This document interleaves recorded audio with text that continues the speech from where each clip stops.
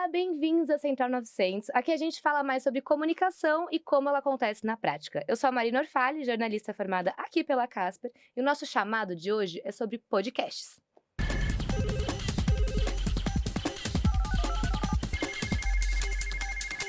Alô? A gente sabe que o consumo de podcast tem crescido cada vez mais. Inclusive, de acordo com o Pod Pesquisa 2025, o Brasil já conta com quase 32 milhões de ouvintes. Assim como você, que agora está acompanhando o Central 900. Apesar desse crescimento, os produtores têm enfrentado certa dificuldade em encontrar novos meios de monetização e novos ouvintes. Isso porque o formato do consumo vem mudando muito rápido. Para falar mais sobre isso, eu tenho duas queridas e-casperianas que eu tenho a honra de receber aqui. Berta Salles, que fez rádio e TV aqui na Casper, é fundadora do Bucinho Suado, podcaster, repórter e criadora de conteúdo. Tem 11 anos de experiência como produtora audiovisual, já passou por produtoras como Endemol, Taste Made Brasil, Floresta e a TV Gazeta. Também já trabalhou como apresentadora do podcast Pepeca Cansada. E para completar, Gabriela Maier, que é jornalista, também formada aqui pela Casper e crítica literária, criadora do Põe na Estante e cofundadora da Rádio Guarda-Chuva. Apresentadora do podcast Café da Manhã, da Folha, e foi colunista de literatura e gênero da revista As Minas. Nossa, gente, Obrigada pelo bem-vindas! convite. Estamos em casa, né? Que mesmo. Estamos Casperianas. em casa. Queria começar então com esse tonzinho de Casper. Como que é voltar pra cá, depois de um tempo formada? Quer começar? Nossa, pode começar, Eu Gabi. voltei, eu acho que faz mais tempo, né, que eu me formei do que a Berta. Eu me formei em 2009, então fazia bastante tempo que eu não vinha aqui. É engraçado ver as coisas diferentes, mas ao mesmo tempo ver as coisas parecidas, né? Reconhecer os ambientes. Eu, chegando, encontrei uma professora que me deu aula, que está há 20 anos aqui na Casper. Então, tem essa coisa familiar ainda que muitas coisas tenham mudado. Mas achei curioso, assim, o cheirinho, tipo, ali É muito aquela... cheiro de Casper, É né? cheiro de Casper. Fiquei muito feliz. Tô muito feliz de estar aqui. E com vocês duas, muito feliz mesmo. Legal, bem-vindas. Obrigada. Gabi, eu queria começar perguntando… qual a principal diferença que você acha em apresentar um podcast de um projeto particular, com um assunto que a gente tem mais intimidade, e um projeto para uma marca, como o Café da Manhã, por exemplo? Eu acho que tem algumas diferenças. Eu diria que uma das diferenças é eu me sentia mais à vontade para me colocar no podcast que era meu, era um projeto autoral, até porque eu acho que fazia mais sentido mesmo pelo tema. Era um podcast de literatura que tentava trazer os ouvintes para a leitura, era uma coisa de conversas entre leitores. Então eu não estava ali como uma especialista em literatura, eu estava ali como uma leitora que queria trazer impressões, queria trazer também onde os livros tinham me tocado, né? Não queria fazer uma análise formal do livro apenas. Um tom Queria mais de conversa gostosa. exato. Falar de identificações possíveis nas leituras. E os livros têm muito isso, né? Se eu leio o mesmo livro que você, provavelmente não vai ser o mesmo livro. Você Sim. vai ter um livro com você, eu vou ter outro.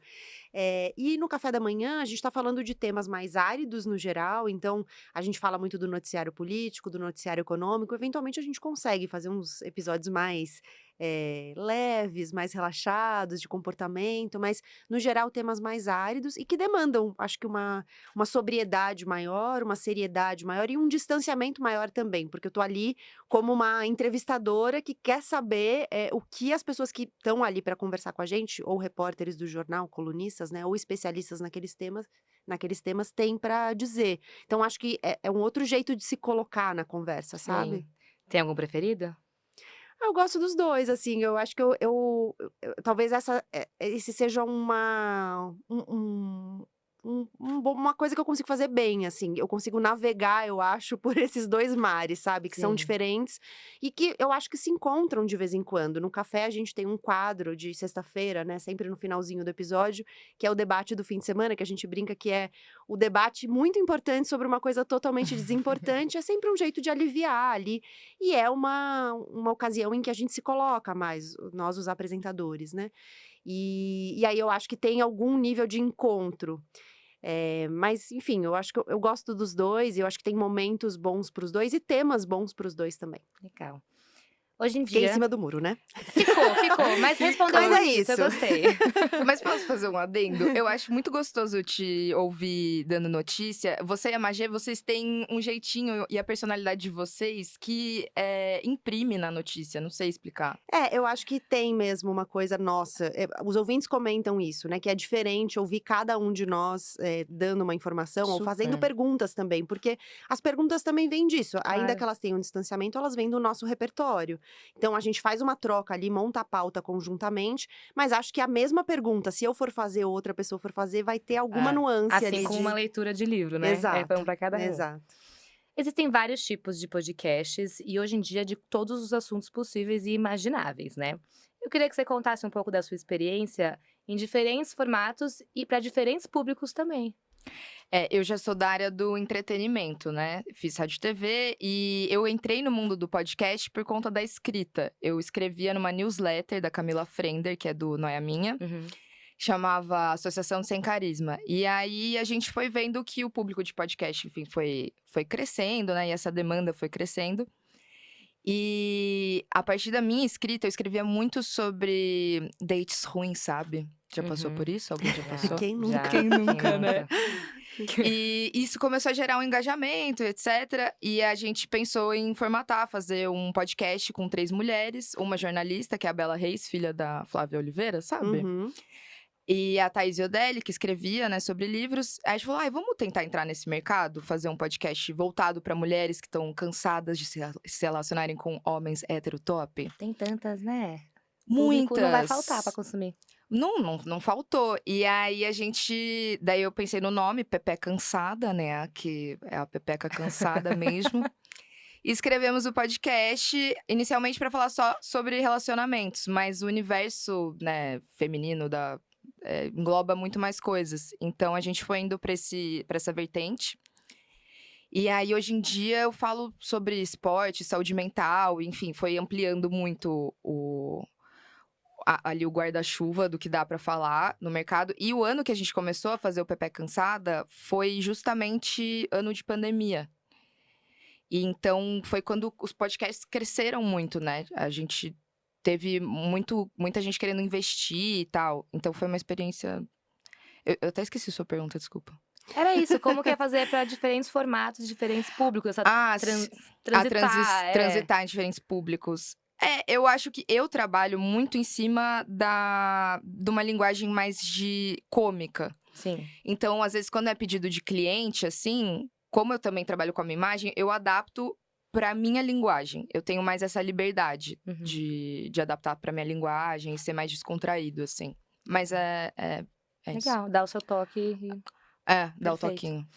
Como que é trabalhar em um podcast que tem um formato mais hard news, assim? Que tem que ter todo dia alguma coisa nova. Como que é na prática, assim, do seu dia a dia? Como Uma funciona? loucura. Eu imagino que não seja nem um pouco de boa. Eu Nossa. acho que tem um desafio inicial, que é você identificar aquele tema do dia, né? Então, sobre o que a gente vai falar amanhã. E tem dias que isso é óbvio, que é tipo assim, tem uma manchete inescapável e a gente precisa falar desse tema. Mas tem dias que não. Então, como é que a gente traça prioridades? Como é que a gente entende interesses da audiência também? Como é que… Enfim, eu acho que esse é o primeiro desafio. O outro desafio é você conseguir chamar pessoas que possam te atender no mesmo dia, porque a gente liga para as pessoas e fala: você poderia dar uma entrevista daqui 2 horas? É tipo isso. Então, você tem que encontrar pessoas que tenham essa flexibilidade, essa disponibilidade.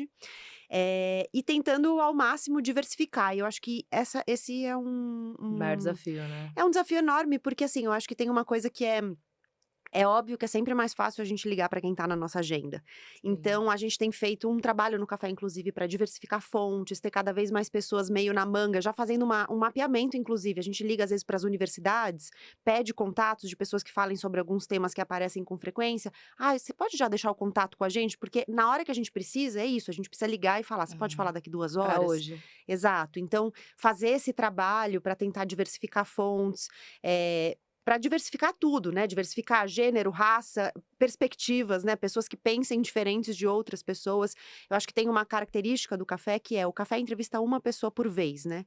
Então, querendo ou não, a gente vai trazer um ponto de vista a menos quando a gente entrevista um repórter. E às vezes a escolha de entrevistar um repórter vem justamente por isso. É alguém que está cobrindo aquele tema e que, por estar cobrindo aquele tema, está ouvindo diferentes pontos de vista sobre aquele tema, então consegue trazer, olha, quem é a favor disso tem dito não sei o quê, quem é contra isso tem dito não sei o que lá. Que é diferente de você entrevistar um especialista em um tema, que no geral vai trazer o ponto de vista dele, né? Sim.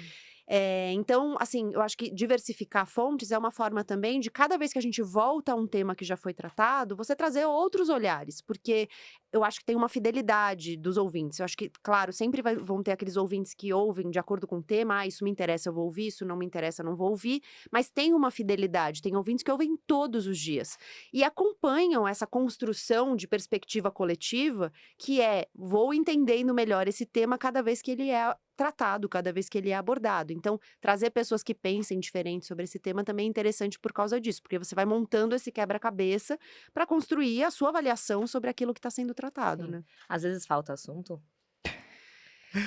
Olha, faltar assunto eu não digo, mas a gente tem vivido mais um momento. Eu acho que o governo passado sempre impunha uma coisa que era óbvia, assim. Eu acho que nesse momento a gente tem momentos de dizer, puxa, do que a gente vai falar hoje? Qual é o tema do dia? E não ter um tema óbvio. Mas eu acho que isso é uma coisa boa, porque nos dá espaço para sair um pouco do noticiário de vez em quando. Então, recentemente, por exemplo, a gente fez um episódio sobre adolescência, a série da Netflix, que estava repercutindo muito fortemente nas redes e fora das redes, levando debates para academia, para vários espaços em que há discussões a serem feitas sobre a adolescência. Sim. E sobre o tema da série, eu não vou contar aqui para não estragar quem não viu, mas a gente queria fazer essa discussão sobre o uso da internet, o que isso traz, as violências, o machismo, a misoginia e tudo mais. E aí a gente conseguiu, num dia que o noticiário não estava ali gritando na nossa cara, falar, vamos falar Teve um disso? espaço, né? Exato, legal. então acho que nos permite também sair do noticiário mais óbvio e trazer coisas sobre as quais a gente está pensando, ou trazer temas que são do noticiário, mas de outro jeito. Tipo, em vez de a gente fazer essa abordagem, vamos fazer, sei lá, uma pensata sobre isso. Alguém que esteja pensando isso de forma mais global e que possa trazer novos elementos para a gente tratar desse tema, sabe? Então, acho que isso é bom quando não há. Assim, não é necessariamente bom, mas pode ser bom quando não há sempre uma notícia óbvia a ser Sim. abordada, sabe? Mas acho que é por isso que é tão gostoso de ouvir também, né? Não é só o óbvio de você vai ouvir hard news sempre. Eu posso ter um pouco de cultura, você vai me levar a pensar, assim. Acho E assim, aproveitar também o know-how da equipe, né? Por exemplo, a gente tem uma produtora no café, a Laura Lever, ela é especializada na cobertura de música, ela sabe muito sobre música, ela tem muitas coisas a dizer. Então, assim, cada vez que a gente faz um episódio e ela traz as contribuições dela, são episódios muito ricos, inclusive que eu aprendo muito, o Gustavo Simon certamente aprende muito, a Magê, enfim, então eu acho que tem uma coisa de aproveitar ali o que a equipe está trazendo, e eu diria que esse é um ponto exaustivo, assim, do podcast diário e generalista, que eu não tô falando com um nicho, eu tô falando de temas variados, e cada dia eu preciso pensar sobre uma coisa. Então isso é uma loucura, assim, hoje eu tô falando de PIB e amanhã eu tô falando de Uma série da os Netflix. 40 anos do axé, sabe? Que a gente fez um episódio recente. Então, assim, como é que eu vou saber o mínimo para fazer perguntas que interessem as pessoas e que tragam tanto o ouvinte que sabe sobre aquele tema e não deixem ele, ai, que óbvio que vocês estão falando, quanto o ouvinte que Nunca ouvi não falar. sabe daquele tema e precisa se situar no tema, né? O Pepe é Cansada, a gente gravou por 4 anos. E aí, a gente parou no ano passado justamente meio por isso, assim. A gente falou, não existem pautas mais. Toda semana era assim, cara, a gente não sabe o que escrever. É um trabalho difícil de você ficar antenado em tudo. E ainda mais, quando, no nosso caso, que abria pra tanta coisa. Eu podia falar de relacionamento, de saúde, sei lá, de notícias. E aí a gente chamava os especialistas, mas é difícil fazer essa dinâmica funcionar e não cansar. A gente sofreu com isso, sabe? E aí a gente acabou optando mudar de formato, mas vocês seguem, né? E é complexo mesmo. É muito, é desafiador É pra caramba. desafiador. Né, assim, eu brinco, né, quando tem episódios de economia, que para mim é um ponto fraco. Eu tenho dificuldade o meu repertório é limitado, eu tenho dificuldade com alguns termos. Tem um léxico muito específico, né, para você falar de economia, como tem de tudo, na verdade, mas é que o Sim. de economia nos causa um estranhamento maior. Então, toda vez que a gente tem um episódio de economia, assim, eu brinco que saem lágrimas, porque eu tenho que escrever, não é só fazer a entrevista, a gente escreve a abertura do episódio, que situa o ouvinte naquele tema. E a abertura, ela tem que ser um pouco mastigada, que é o ouvinte que tá chegando agora, não sabe o que tá acontecendo, precisa se situar. E aí, eu fico assim, como é que eu vou dizer isso de um jeito que eu entenderia, sabe? Como é Sim. que… Uma linguagem acessível, né, para as Exato. pessoas. Exato. E é difícil, porque para fazer isso, você precisa entender minimamente para você traduzir, né? Diariamente. E quando não é o seu tema de vida ali, Foge da Mas isso é zona. uma paranoia. Eu ficava muito nessa, de querer ser a especialista em tudo, ou pesquisar tudo e me informar de tudo. Mas esse não é o nosso papel também, né? Não, eu sou especialista em fazer pergunta. Exato. Essa é a minha E eu me especialidade. acalmei com isso, sabe? A minha especialidade é comunicar, fazer a pergunta, conduzir a entrevista. O resto é do convidado, sabe? Claro, entender minimamente do que se trata e ter uma noção básica, mas é isso. Sim, fazer a Tipo, sua vamos… pesquisa, mas é que às vezes eu ficava nessa cobrança também, do tipo, eu tenho que saber tudo, tipo, eu tenho que performar e tal, mas não é o seu lugar, né? Eu acho que o lance é você ter o repertório mínimo para você conseguir, inclusive na fala das pessoas entrevistadas, Entender. identificar o que é importante para você conseguir também sair do seu roteiro. Assim, preparei um roteiro. O roteiro não pode ser uma prisão, né? Ele tem que ser um guia. Então, como é que eu vou captar na fala da pessoa que eu tô entrevistando o que é importante que eu não posso deixar passar? Exato. Então, isso aqui eu preciso entrar mais. Ou porque é importante porque é algo que eu não tinha pensado e essa pessoa tá trazendo, ou porque é importante porque, sei lá, ela falou uma palavra que ninguém vai entender e eu preciso interferir e falar. O que significa isso, né? O que você quer dizer E com quando essa você palavra? tá preparado, fica muito mais fácil, né? Exato. De você justamente não ficar apegado ao Ao roteiro. roteiro. Sim. É. E agora, pensando em formato, a gente vê uma crescente muito grande de videocasts, né? E aí eu queria saber se vocês acham que quem não se adaptar a esse novo formato vai acabar ficando um pouco para trás, ou não, vale a pena a gente analisar se faz sentido ter um videocast ou um podcast. Eu acho polêmico isso. Eu comecei um videocast agora, Ah, mas a meio contragosto, assim. Porque o videocast é muito interessante para redes sociais. Você ter Sim, cortes cortes. para Reels, TikTok, botar no YouTube. Só que a demanda, né, a produção é muito mais difícil de você fazer um videocast, obviamente. E eu acho que o formato podcast também, ele é importante e ele vai pra outro lugar, assim, pras pessoas, sabe? De você conseguir ouvir indo no metrô, ouvir fazendo alguma coisa na sua casa e não parar pra assistir. Mas tem uma demanda hoje em dia do Spotify mesmo, de influenciar e de estimular as pessoas a produzirem cada vez mais videocasts. Vocês estão também no Spotify? Sim. Então, a gente sentiu bastante isso, esse pedido do mercado mesmo. Mas eu sinto que performa muito mais em cortes do que, de fato, as pessoas assistirem O tudo. longo, né? E você? Eu acho que, do ponto de vista empírico, o que eu posso dizer, a gente tem alguns podcasts na Rádio Guarda-Chuva, né, que é essa rede de podcasts jornalísticos que eu ajudei a criar, e alguns podcasts, na verdade um só, é em vídeo, e a audiência maior tá no áudio, não tá no vídeo. E eu acho que tem uma outra coisa que eu posso dizer, uma contribuição não minha, mas de uma pesquisa recente que foi feita por uma agência americana chamada Oxford Road. Eles fizeram uma pesquisa para entender, a pergunta central da pesquisa era: what is podcasting, né? O que é podcasting, o que é podcast, o que é fazer podcast. E eu acho que eles trazem achados interessantes sobre isso, porque eles saíram perguntando para as pessoas o que as pessoas entendiam que era podcast, e a conclusão a que eles chegam um dos achados é que o conceito de podcast é cada vez mais flexível, então as pessoas entendem que é podcast cada vez mais coisas. Esse programa que foi feito só para o YouTube é podcast? Algumas pessoas entendem que sim. Esse programa que é feito só para áudio é podcast? A maioria das pessoas entende que sim. Mas o que eles chegam, a conclusão a que eles chegam no final é que, assim, a intenção de quem vai ouvir um podcast e sabe o que é um podcast é diferente da intenção de quem vai assistir a um programa no YouTube e sabe que vai assistir a um programa no YouTube. E que o podcast, para ser podcast, para continuar sendo considerado um podcast, e enfim, eles estão tentando responder essa pergunta, você precisa entender só com o áudio. O áudio, ele precisa ser absoluto no podcast, mesmo que tenha vídeo. Então, eles falam de um teste meio que todo mundo faz, né? Que é o teste do olho fechado. Se você fechar o olho, esse podcast vai continuar fazendo sentido mesmo tendo vídeo? O vídeo é um a mais ou o vídeo é essencial para quem está assistindo? Enfim, então isso, por exemplo, é uma coisa fundamental que eles encontraram nessa pesquisa, que o podcast precisa continuar fazendo sentido só em áudio. E aí, isso que a Berta trouxe é ótimo, porque eles acham isso também na pesquisa, que é parte dessa intenção diferente de quem vai ouvir o podcast, quem vai assistir a um programa em vídeo, é essa concomitância, essa possibilidade de eu lavar a louça e fazer, não tenho que prestar atenção numa coisa que está acontecendo visualmente, eu estou ouvindo no transporte público, eu posso deixar meu celular guardado e estou ouvindo, enfim, então acho que isso é um ponto fundamental. Eu senti isso muito na prática agora e em números mesmo, né? O Spotify, ele te dá o Analytics, enfim, as pessoas ouvem muito mais, eu faço o formato do vídeo, mas as pessoas ouvem muito mais do que assistem, de fato. Eu tenho colocado, por exemplo, no Spotify e no YouTube. Os números do Spotify, que normalmente as pessoas só ouvem e vão viver a vida delas, é muito mais alto do que o YouTube.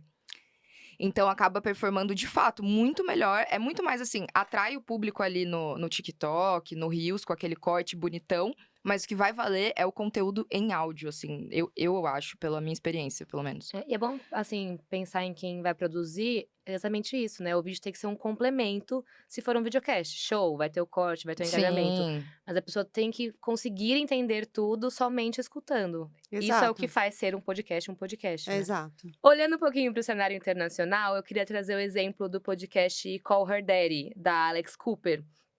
Olhando esse ponto e puxando o gancho da intimidade que um podcast consegue gerar. E é um podcast gigante, é um dos maiores dos Estados Unidos, se não o maior, não tenho certeza. E existe uma diferença muito grande quando a gente olha uma entrevista de um podcast, de um programa de TV. E eu chuto a dizer que é a intimidade que o podcast gera. O dela, em específico, é num sofá, com as pessoas com um moletom, roupa confortável e conversando. O que faz o podcast possibilitar essa intimidade, uma conversa mais solta que um programa de TV não tem, por exemplo? É a busca das pessoas por conteúdo mais íntimo? O que vocês acham que...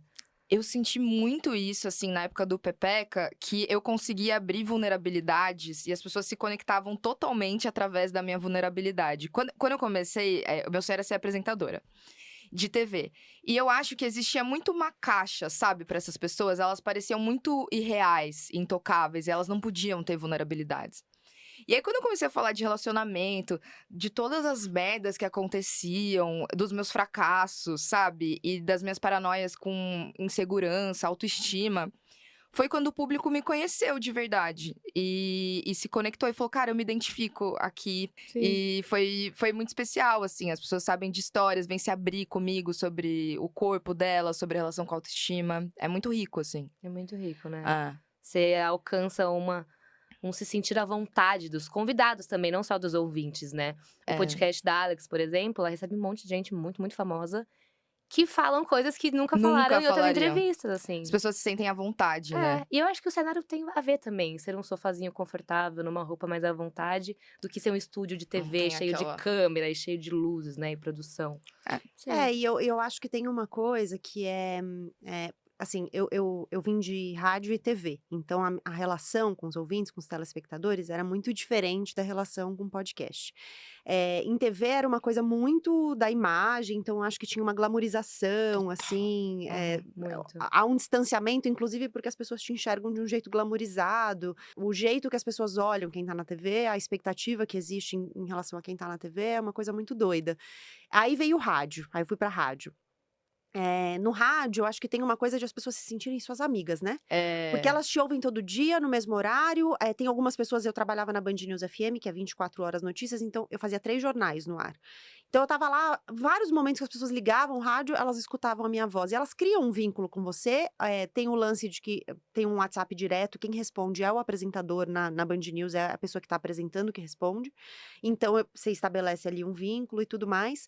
E às vezes um vínculo familiar, inclusive, de as pessoas ouvirem, por exemplo, tinha ouvinte que todos os dias ia ouvindo, levando os filhos para a escola. Então a família inteira sabia quem estava ali no rádio. O podcast acontece uma coisa diferente, que é a escuta do podcast no geral, na média, é muito individual. As pessoas, às vezes, ouvem em grupo, em alguns casos, conversando e tal, ou discutindo coisas, mas muitas vezes é individual. Então, quando eu tô falando com você. Não tô falando com todo mundo, eu tô falando com você.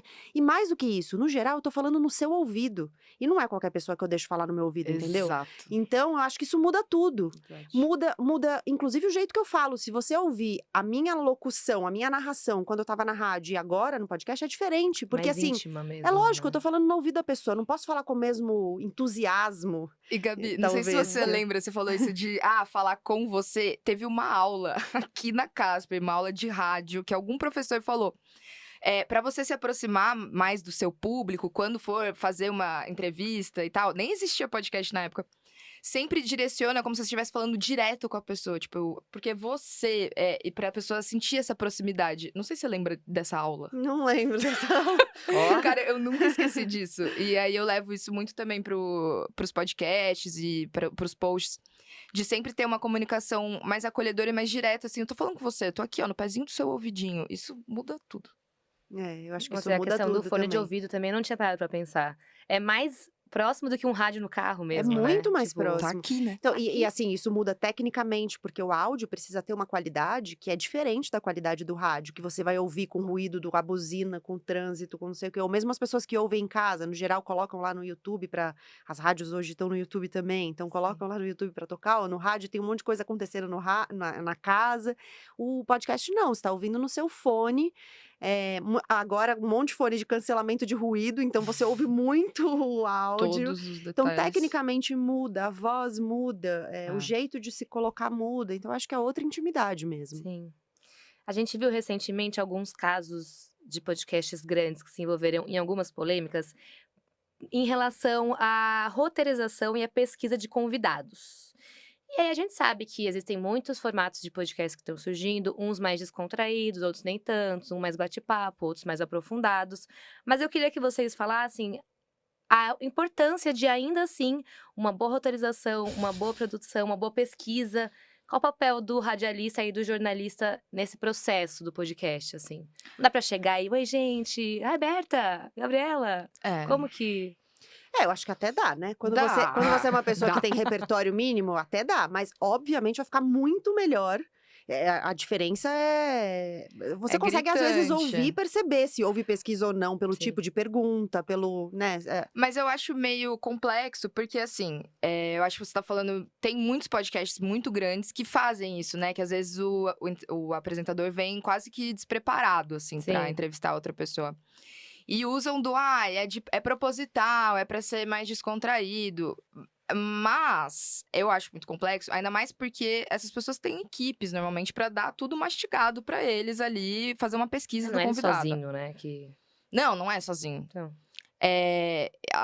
Eu não sei, você provavelmente faz. Eu faço toda a pesquisa, os roteiros, e isso muda muito na hora de você interagir com a pessoa, que é o que a gente tava falando, Muda tudo. da segurança de você conduzir uma entrevista e já tá tudo aqui, e eu consegui ser espontânea, porque eu não tô presa aqui. Eu já estudei, eu sei, tá aqui, ó. Uhum. E eu consigo me libertar e tá presente no momento. Eu acho, enfim, bem complexo. É um estilo, é um formato que funciona. Eu Uhum. consumo, às vezes, alguns até, sim, assumo. eu também, culpada. Você também? Culpada? Hum.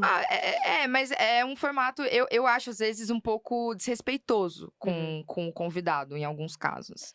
Eu acho que tem que ter o mínimo da pesquisa. Tudo bem ser descontraído, tudo bem ser legal, mas minimamente você entender com quem você tá conversando e qual vai ser o assunto. É aquilo que a gente falou até, a gente tá aqui pra perguntar.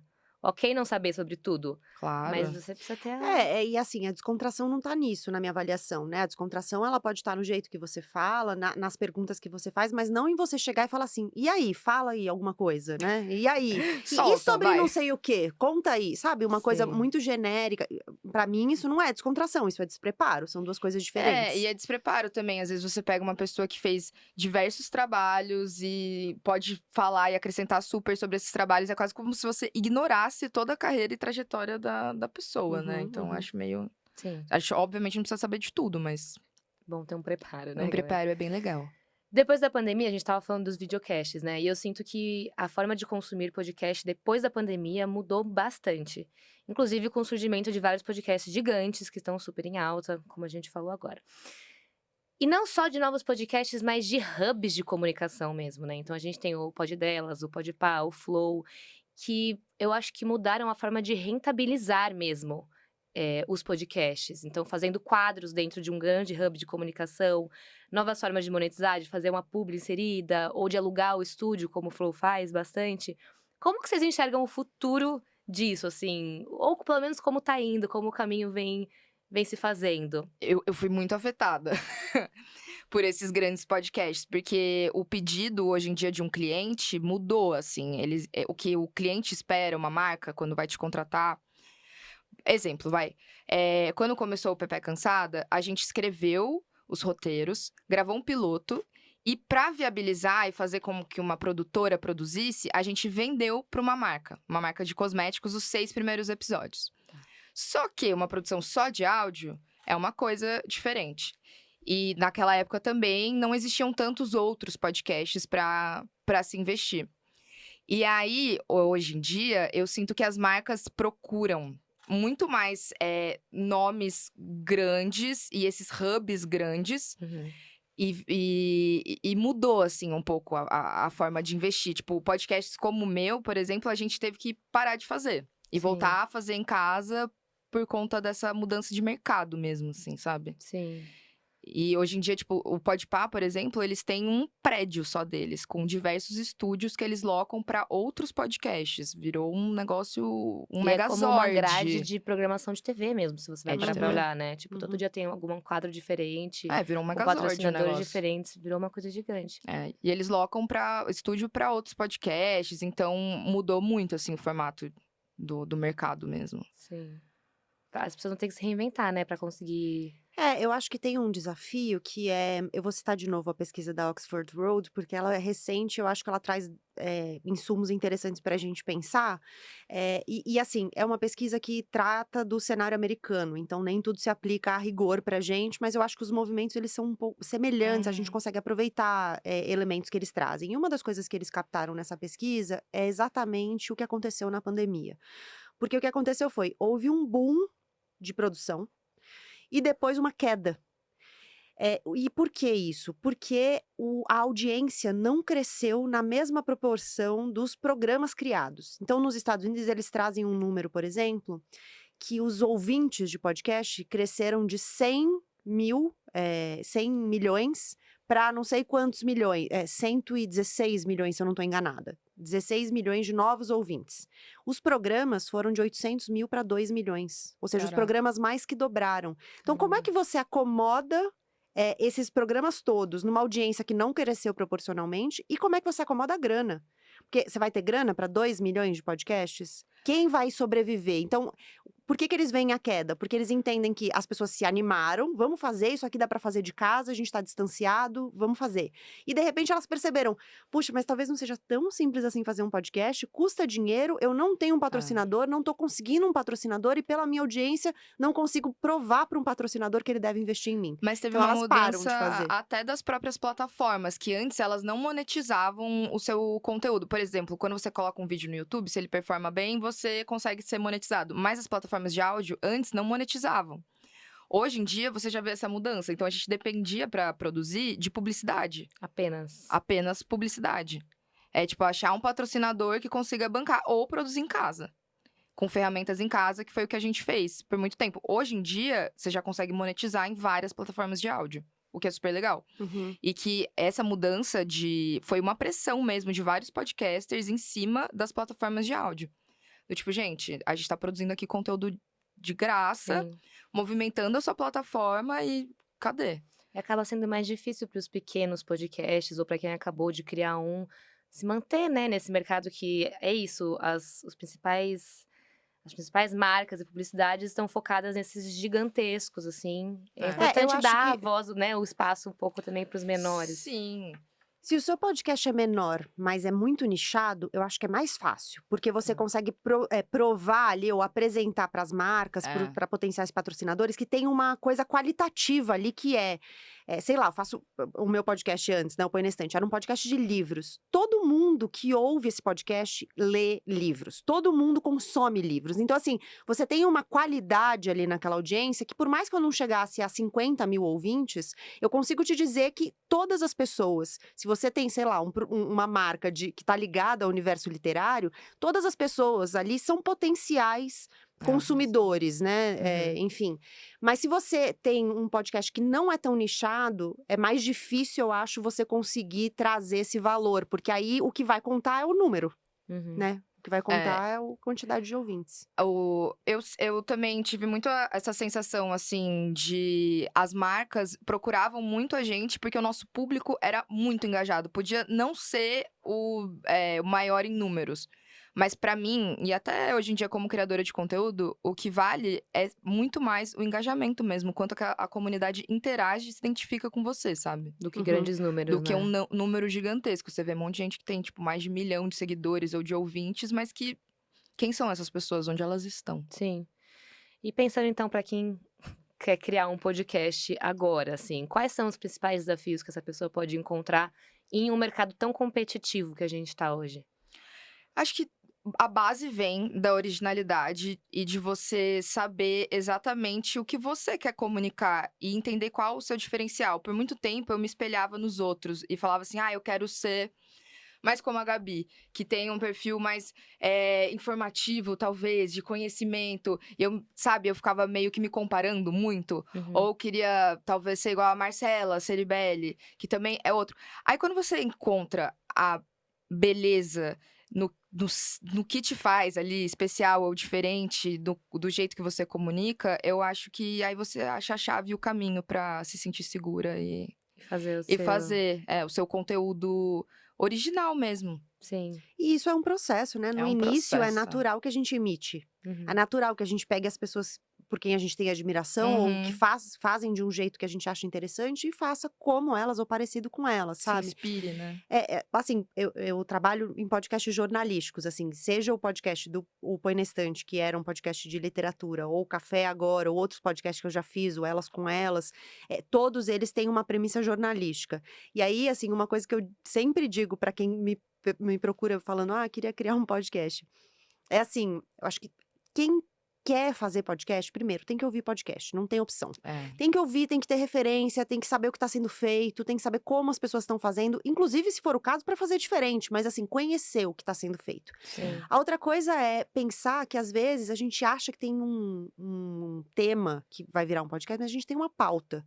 Você consegue pensar, sei lá, eu quero fazer um podcast sobre isso. Tá, você consegue pensar em 10 episódios? Então, assim, faça uma pesquisa do que você vai falar também. Então, conhecer profundamente aquilo de que você vai falar e entender se de fato é um tema grande ou é uma pauta que vai dar um episódio, no máximo 2, ou enfim, o que é que você quer contar ou do que você quer falar. Até pra você não se frustrar, né? E às vezes é meio. Não rende mesmo. Você. Muitas Tem vezes uma eu limitação, escrevo né? o nome do episódio. Eu falo, não, isso aqui vai render. Mas não rende uma pergunta. E não um episódio inteiro. Sim. Essa, por exemplo, é um exercício que a gente faz no café muito, que é assim, isso aqui rende um episódio. Você consegue pensar em 10 perguntas sobre isso aqui? Então, assim, às vezes o tema é bom, mas não segura um episódio sozinho. Então, a gente vai juntando pra, sei lá, transformar num tema maior que vai virar um outro episódio. Mas é isso, acho que pensar sobre isso. E depois que você tiver essa delimitação aí do seu tema, ou das suas pautas, ou do que seja, você entende. Aí você fazer uma pesquisa mais direcionada. O que outras pessoas que querem falar ou estão falando sobre isso já estão dizendo? O que eu posso trazer de diferente? E assim, eu acho. Isso parece óbvio o que eu tô falando, mas é porque a gente dá uma oficina de podcasts na Guarda-Chuva. E tem muitas pessoas que chegam para fazer os seus podcasts. E é muito curioso, porque as pessoas às vezes não pesquisam nem nome. E aí, de repente, eu queria dar esse nome, e descobre que tem outro podcast já com esse nome. Então, assim, Isso coisas é muito comum. básicas, sabe? Que você precisa fazer antes de você lançar o seu podcast e as pessoas não fazem. Então, acho que é importante, assim, trazer esse elemento de pesquisa mesmo, de conhecer o mercado, de conhecer o tema, de conhecer, enfim. De entender se faz sentido também, né? Porque é isso, agora tá na moda fazer podcast, vamos todo mundo fazer podcast. Será que talvez uma entrevista e somente um vídeo não faz mais sentido pra você, que quer tal coisa? Entendeu? O que você quer conseguir, né? É, que às vezes as É, pessoas vão audiência. pelo hype e não Totalmente. pensam no processo de fazer as coisas, né? Exato. E assim, no Brasil, a gente não tem ainda, a gente tem um mercado enorme, mas a gente não tem o tamanho de mercado dos Estados Unidos, pensando em Sim. audiência. A audiência que você quer alcançar, ouve podcast? Tem Exato. isso, tem isso. Exatamente, isso é importante. É muito importante, porque de repente você tá falando sozinho. Se você sonha em ser um comunicador de sucesso, a Casper é referência. Aqui a gente tem vários cursos que te preparam para trabalhar na área e no mercado de podcasts. Confira e saiba mais em casperlibero.edu.br. A gente vai encerrar daqui a pouquinho. Já. Mas eu queria saber quais podcasts ou episódios inspiram vocês. Não pode ser o que vocês apresentam ou participam, claramente. Mas tem Poxa. alguma coisa que você assiste ou escuta que te atualiza, que te faz ter novas inspirações e ideias pra gente compartilhar com quem tá escutando a gente? Quer começar? Posso começar? Pode, por favor. Pode? Uhum. Eu, eterna fã das minhas amigas, Camila Frender, Noia Minha, pra mim é referência, inspiração. Nossa. Foi quem me inseriu no mundo dos podcasts e eu adoro a abordagem, assim, de despretensiosa. De pegar uma paranoia X e da onde tudo aquilo ali pode acabar levando pras pessoas, atravessando as pessoas, eu gosto muito. Rádio Novelo, eu sou muito fã também. Os do Chico Felitti, investigativos. Acho que é isso. Café da manhã. Obrigada. Café da manhã, todo dia de manhã. Central 900. Central 900. Bom, eu ouço muitos podcasts que concorrem com o café, né? Eu ouço o assunto todos os dias. Um que não concorre com o café porque é internacional, mas que me interessa porque, principalmente nesse momento em que a política americana tem sido pauta muito recorrente, é o podcast do New York Times, o Daily, The Daily. Eu ouço todos os dias também. E eu gosto muito de podcasts que contem boas histórias, assim, que tragam boas histórias. Eu sou muito ouvinte da Rádio Escafandro, não tô puxando a sardinha da Rádio Guarda-Chuva, eu juro, é só porque Será? eu acho realmente Será? muito legal, né? O Tomás, que é o jornalista que faz, né? Tomás Chiaverini, ele conta histórias que às vezes até já passaram pela imprensa, mas ele conta de jeitos diferentes. Eu acho que sempre tem uma abordagem. É um podcast que é um pouco reportagem, um pouco ensaio. Uhum. E eu acho que é legal trazer isso, assim, funciona bem no formato de podcast. Eu acho que é uma coisa que cabe bem. Eu sou muito ouvinte de um podcast que chama Rádio Ambulante, que é da NPR. É um podcast que, apesar de ser feito nos Estados Unidos, é um podcast falado em espanhol. Da NPR? É. Que legal. E aí são histórias da América Latina, de países da América Que Latina, legal. sempre histórias da Nossa, né? América Latina. É muito legal, são sempre histórias muito bacanas. E eu vou falar de um que eu tenho ouvido recentemente, que eu acho que é um podcast diferente de tudo que eu já ouvi pela premissa. É um podcast gringo, americano, que chama She Wants More. E é um podcast sobre mulheres que traem. Então, é uma... Eu amo a vibe fofoca aqui, os Também, podcasts, sabe? edifica tanto, Não, mas né? é muito interessante porque ela parte de histórias muito privadas e acaba em discussões muito amplas. Então, por exemplo, tem um episódio que me marcou muito de uma mulher que conta por que ela traiu o marido. E aí tem mulheres que se identificam, mulheres que não se identificam, mulheres que só falam o nome, enfim, tem de tudo. E ela conta que ela teve um caso por muitos anos com outro cara. E por que ela teve esse caso? Porque ela entendia que no casamento dela, ela precisava preencher certas expectativas que tinham a ver com uma montagem patriarcal ali, que ela precisava ser a boa mãe, a boa... Então ela não podia, por exemplo, chegar e na hora do sexo fazer o que ela quisesse, porque isso poderia comprometer essa imagem que ela estava tentando construir de boa mãe, boa esposa e tal. Então ela precisava ter um lugar fora do casamento pra sei lá, colocar em prática fetiches que ela tinha, pra fazer o sexo de um jeito diferente. Isso é muito picolé de limão da Deia, do Não Viabilize, da Deia Freitas. Poderia muito estar lá. Não, e eu achei muito interessante, porque assim, parece uma história trivial, que é a história de uma mulher, mas eu fico pensando quantas mulheres não se sentem assim, sabe? Então tem muitas histórias que acabam desembocando em discussões mais amplas, e eu nunca tinha ouvido um podcast especificamente sobre isso, então achei a premissa muito interessante e tenho achado divertido de ouvir. Muito Nossa, legal. deve ser muito bom. Eu vou atrás. adorei. Também. Meninas, muito obrigada. Eu amei conversar com Obrigada. vocês. Passa muito rápido. A gente tem várias coisas que eu queria perguntar. E eu sempre falo, volta depois, a gente faz uma parte 2 com outro foco, com outro tema, porque rende muito. E vocês são incríveis. Me senti tendo aula aqui com vocês. Obrigada pelo obrigada. convite. Obrigada, até uma Obrigada. próxima. Obrigada. Até. Central 900 de hoje fica por aqui. Você se inscreve aqui no canal pra ficar de olho em tudo, porque a gente tem episódio a cada 15 dias, tá bom? Beijo, tchau, tchau.